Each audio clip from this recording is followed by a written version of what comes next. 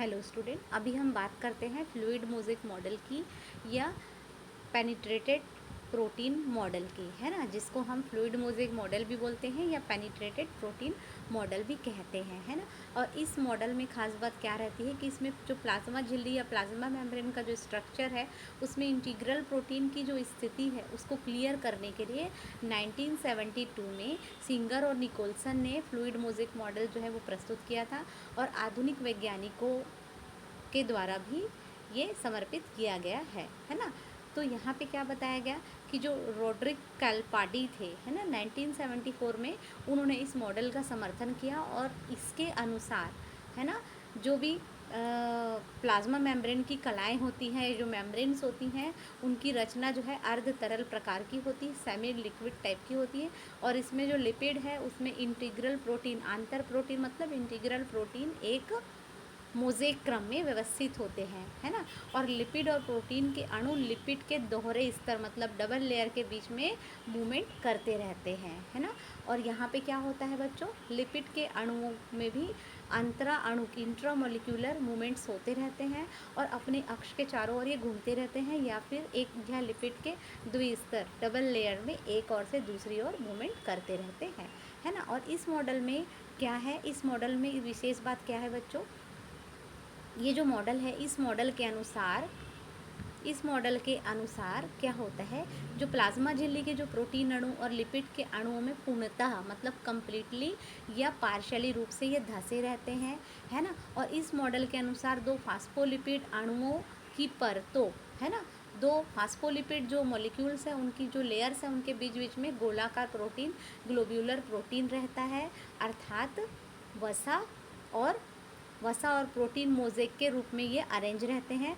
और गोलाकार जो प्रोटीन होता है वो दो प्रकार का होता है ना। प्रोटीन जो है फ्लूइड मोज़ेक मॉडल में दो प्रकार का होता है, ध्यान दीजिएगा, बहुत इंपॉर्टेंट है ये, है ना। पहला होता है परिधीय बाह्य प्रोटीन या पेरिफेरल एक्सट्रिंसिक प्रोटीन, है ना। और दूसरा होता है आंतर प्रोटीन जिसको हम बोलते हैं इंटीग्रल प्रोटीन। मतलब दो प्रकार का प्रोटीन होता है, एक बाहर परिधि की ओर पाया जाने वाला और एक बीच बीच में जो पाया जाता है उसे हम आंतर या इंटीग्रल प्रोटीन कहते हैं, है ना। तो परिधीय प्रोटीन जो है वो घुलनशील रहता है मतलब सोलुबल रहता है एवं वसा के बाहर स्थित, है ना, होता है। और जो इंटीग्रल प्रोटीन रहता है वो कैसा रहता है, नॉन सोल्यूबल रहता है या अघुलनशील रहता है और ये वसा की एक तह को छेदता है मतलब पेनिट्रेशन करता है या पूर्ण रूप से दोनों तहों या दोनों लेयर को ये पेनिट्रेशन करता है। तो इसका जो है, इनका जो हाइड्रोफिलिक जो अंश है, हाइड्रोफिलिक मतलब वाटर लविंग जो अंश होता है, जल स्नेही जो सिरा होता है, ये झिल्ली के बाहर और जल विरोधी जो अंश होता है वो झिल्ली के मध्य भाग में स्थित रहता है। तो प्लाज्मा झिल्ली की संरचना में इस मॉडल का मानना है कि लिपिड के समुद्र में, लिपिड का जो एक ओशन है उसमें प्रोटीन के द्वीपों के रूप में, है ना, प्रोटीन कैसे आइसलैंड के फॉर्म में आंतर प्रोटीन जो है वो उपस्थित रहते हैं। इसको मैं डायग्राम के थ्रू आपको समझाऊंगी, ठीक है बच्चों। तो इस मॉडल में आप ज़रूर ध्यान दीजिएगा कि यहाँ पे जो प्रोटीन है वो डिफरेंट टाइप से मूवमेंट करता है।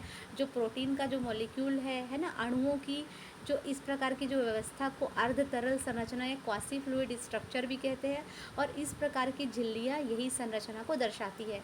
और इस मॉडल के अनुसार प्लाज्मा झिल्ली के प्रोटीन के अणु लिपिड के अणुओं में पूर्णतः अथवा आंशिक रूप से पार्शियली रूप से धंसे हुए रहते हैं। और ये मॉडल के अनुसार वो दो फास्फोलिपिड की जो लेयर है, अणुओं की जो मॉलिक्यूल्स की लेयर है, उसके बीच में ग्लोब्यूलर प्रोटीन जो रहता है, जिसे मैंने आपको बता चुकी हूँ, जो कि परिधि और इंटीग्रल प्रोटीन होता है ना, वो पाया जाता है, ठीक है। अब इसको डायग्राम के थ्रू समझते हैं बच्चों। तो ये आपको डायग्राम में दिख रहा है स्पष्ट रूप से, ये पहली लेयर है, ये दूसरी लेयर है, ये, है ना, दो लिपिड की लेयर आपको दिखाई दे रही है। बीच बीच में जो आपको प्रोटीन दिख रहा है ये है इंटीग्रल प्रोटीन, ये वाला आपको दिख रहा है ना, ये इंटीग्रल प्रोटीन है। और साइड में लेयर के बाहरी सिरे में जो आपको प्रोटीन दिख रहा है वो है पेरिफेरल प्रोटीन, है ना।